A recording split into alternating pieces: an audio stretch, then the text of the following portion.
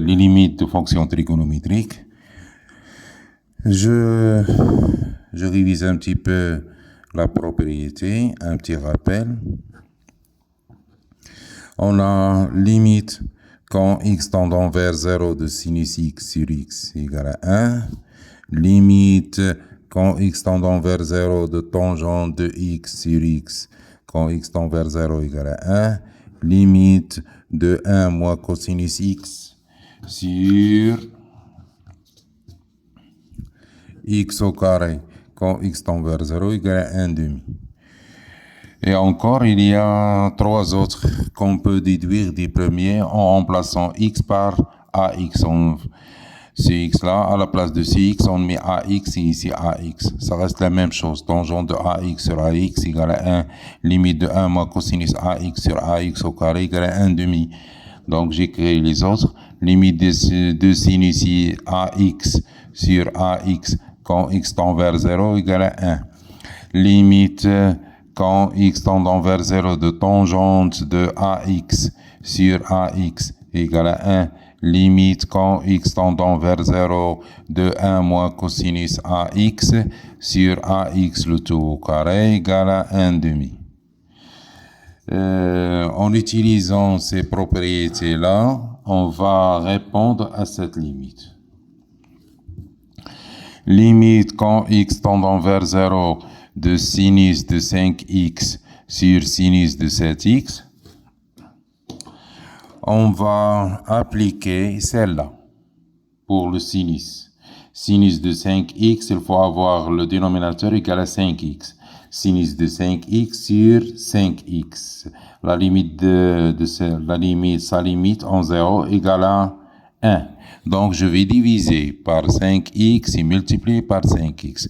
Je divise et je multiplie par un nombre convenable pour appliquer les propriétés. Sinus de 7x, je la divise par 7x, sinus de 7x divisé par 7x, pour avoir la limite de celle-là égale à 1 et la limite de l'autre aussi égale à 1. Quand je divise par 7x, je multiplie par 7x, rien ne change. Donc je simplifie par x, et ça reste quoi? La limite de 5x sur 5, de sinus de 5x sur 5x, quand x tend vers 0 égale à 1. La limite de sinus de 7x sur 7x, limite de sinus de 7x sur 7x, quand x tend vers 0 égale à 1. Donc 1 multiplié par 5, 5. 1 multiplié par 7 égale à 7. Donc le résultat, c'est 5 sur 7. La limite, la quatrième limite, la limite quand x tend vers 0 de tangente de 5x sur tangente de 7x. On va appliquer celle-là, non pas l'autre, parce qu'on n'a pas x. On n'a pas tangente de x, on a tangente de 5x. Donc, on va diviser par 5x, multiplier par 5x pour avoir tangente de 5x sur 5x. Ici aussi, on va diviser par 7x, multiplier par 7x pour avoir tangente de 7x sur 7x. Sa limite égale à 1. Donc, la limite, quand x tend vers 0, de tangente de 5x, tangente de 7x, je vais diviser par 7x, multiplier par 7x. Cette fraction qui est tangente de 7x sur 7x, sa limite égale à 1. Tangente de 5x sur 5x, je divise par 5x, je multiplie par 5x parce que j'ai 5x ici. Je simplifie x par x et je calcule. Limite quand x tend vers 0 de tangente de 5x sur 5x. Limite quand x tend vers 0 de tangente de 5x sur 5x. À la place de 1, on met 5. Égale à 1. 1 fois 5 égale à 5. Limite de tangente de 7x sur 7x. Tangente de 7x sur 7x. C'est la limite quand x tend vers 0 égale à 1. Donc ici égale à 1. 1 fois 7, 7. Donc le résultat c'est 5 sur 7. La cinquième question, on va calculer la limite quand x tend vers 0 de sinus de 5x sur tangente de 7x. La limite, c'est la limite quand x tend vers 0 de limite de sinus 5x, je divise par 5x, je multiplie par 5x. Celle-là, entre parenthèses, là, sa limite égale à 1. Tangente de 7x, je la divise par 7x, je multiplie par 7x. Je mets tangente de 7x sur 7x entre parenthèses. Je simplifie par x. La limite de sinus de 5x sur 5x quand x tend vers 0 égale à 1, 1 fois 5, 5. La limite de tangente de 7x sur 7x quand x tend vers 0 égale à 1, 1 fois 7 égale à 7. Donc la limite que je cherche égale à 5 sur 7. La sixième question, la limite de tangente de 5x sur sinus de 7x quand x tend vers 0. C'est la même chose. La limite quand x tend vers 0, de tangente de 5x, je la divise par 5x, je multiplie par 5x. Sur sinus de 7x, je divise par 7x, je multiplie par 7x, je simplifie par x. Ici, c'est la limite de tangente de 5x sur 5x quand x tend vers 0 égale à 1, 1 fois 5, 5. La limite de sinus de 7x sur 7x quand x tend vers 0 égale à 1, 1 fois 7, 7. Donc, la limite que je cherche est 5 sur 7. L'exercice, maintenant l'exercice numéro 14. On va calculer la première limite. La limite quand x tendant vers 0 de 3 fois sinus de x moins 5 fois tangente de x sur 4x. Je peux utiliser la même chose, multiplier, diviser, si je veux. Je peux mettre le premier terme sur le dénominateur moins le deuxième terme sur le dénominateur, ça revient au même. Donc, la limite quand x tendant vers 0 de 3 fois sinus 2x, je la divise par 2x, là je multiplie. Je vous ai dit que je pourrais utiliser la même méthode pour tous les limites. Je multiplie, je divise par un nombre convenable pour appliquer les propriétés. Limite 3 fois sinus 2x, je divise par 2x, je multiplie par 2x, moins 5 fois tangente de x, je divise par x, je multiplie par x. Ce que je mets entre parenthèses, ce sont les propriétés que j'ai dans le cours. Ici, le dénominateur, c'est 4x. Donc, c'est la limite quand x tendant vers 0. Il faut continuer avec il faut simplifier. Si on veut calculer cette limite, il faut simplifier.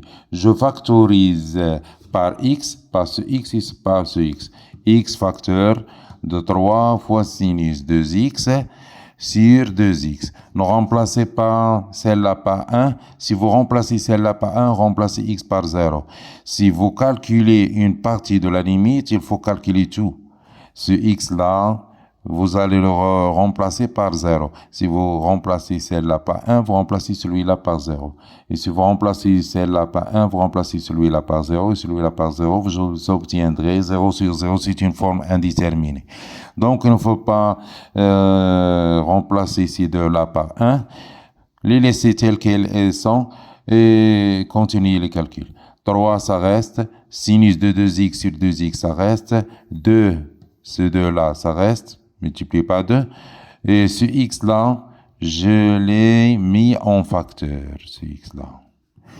Moins 5 fois tangente de x sur x, entre parenthèses. Sur 4x.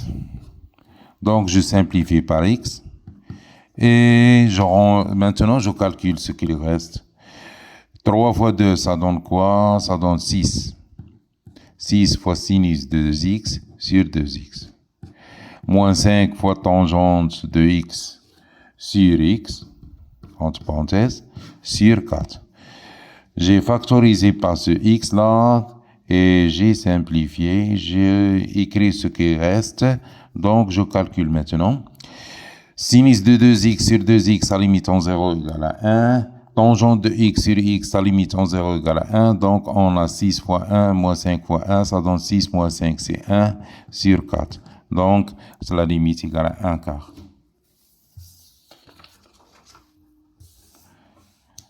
La deuxième limite qu'on a ici, c'est la limite quand x tendant vers 0 de 5 fois sinus de 3x plus 2 fois sinus de 5x sur 10x.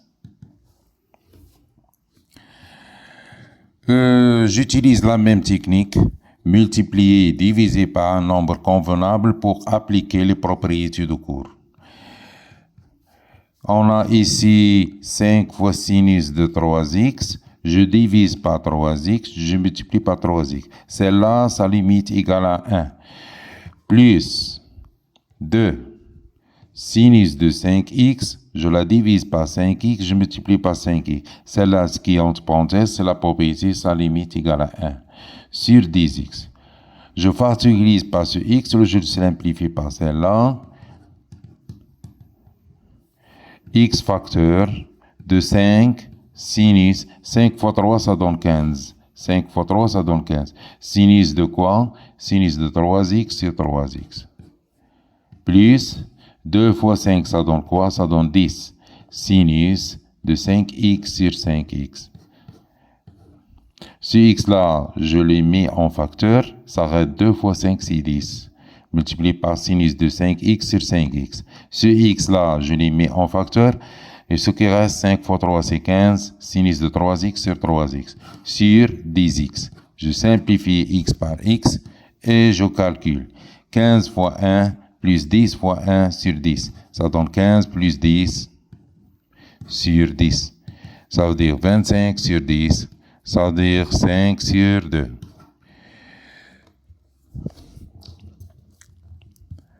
Avec la troisième limite de l'exercice numéro 14, limite quand x tendant vers 0 de sinus de x sur x au carré moins 2x. Quand je remplace, c'est une petite recherche, quand je remplace x par 0, ça donne sinus de 0 sur 0 au carré moins 2 fois 0, c'est 0 sur 0, c'est une forme indéterminée. Donc, je vais utiliser, puisqu'il y a un sinus, je vais utiliser la limite suivante qui se trouve dans la propriété. Limite de sinus x sur x égale à 1 quand x tend vers 0. Celle-là se trouve dans la propriété. Puisqu'on a sinus de x. Donc, je vais multiplier et diviser par un nombre convenable pour appliquer les propriétés du cours. Ici, je divise par x, je multiplie par x. Celle-là, entre parenthèses, c'est la propriété. Donc, sa limite égale à 1. Je poursuis maintenant avec une simplification. J'ai un x là. Je factorise par x ici, je simplifie. Donc, la limite quand x tend vers 0 de sinus de x sur x, facteur de x sur x facteur de quoi? De x moins 2. Je simplifie x par x, je simplifie par x, et je calcule limite quand x tend vers 0 de sinus x sur x égale à 1, la propriété. Ici, je remplace x par 0, 0 moins 2 sur moins 2. Donc, moins 1 demi. Je vais répéter. Quand x tendant vers 0, limite du sinus x sur x égale à 1. Donc, celle-là égale à 1. Limite quand x tendant vers 0 de x moins 2. Je remplace x par 0. 0 moins 2, c'est moins 2. Donc, moins 1 demi, c'est le résultat. Je continue avec la quatrième question. Limite quand x tendant vers 0 de x moins sinus de x sur 2 sur x.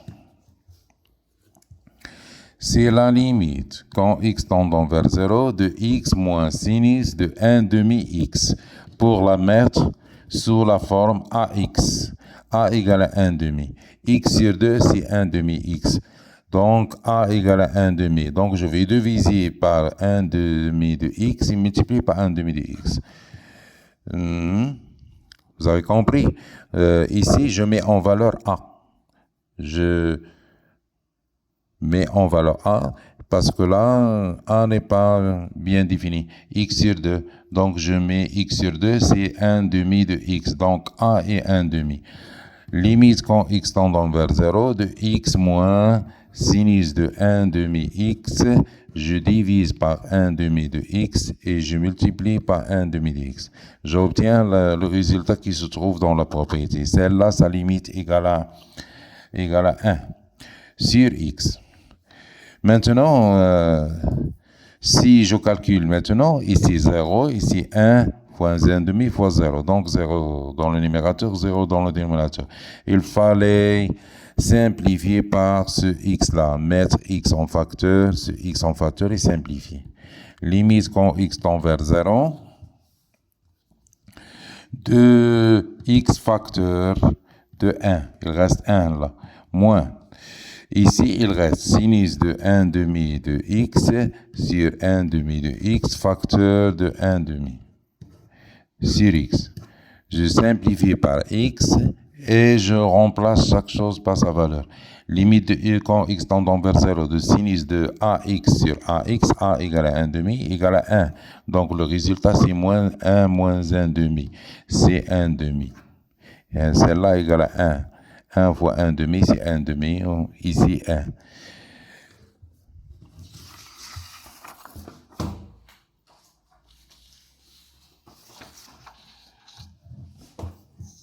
La cinquième question. Limite quand x tendant vers 0 de 1 moins cosinus 3x sur x au carré. Si je remplace x par 0, ça donne 1 moins cosinus 0 sur 0 au carré, ça donne 0 sur 0. C'est une forme indéterminée parce que cos 0 égale à 1, 1 moins 1, 0. C'est une forme indéterminée. Donc je conclus que je vais utiliser 1 moins cosinus ax sur ax au carré quand x tendant vers 0 égale à 1 demi. Celle-là. L'autre propriété qui s'écrit 1 moins cosinus x, on n'a pas ici cosinus x. Donc on a cosinus ax, j'utilise celle-là. À la place de a, c'est 3. Donc je vais diviser par quoi? Si j'ai 3x, je vais diviser par 3x au carré. Donc la limite quand x tendant vers 0, je divise et je multiplie par une valeur convenable pour appliquer la propriété dit. 1 moins cosinus 3x, je la divise par 3x au carré et je multiplie par 3x au carré sur x au carré.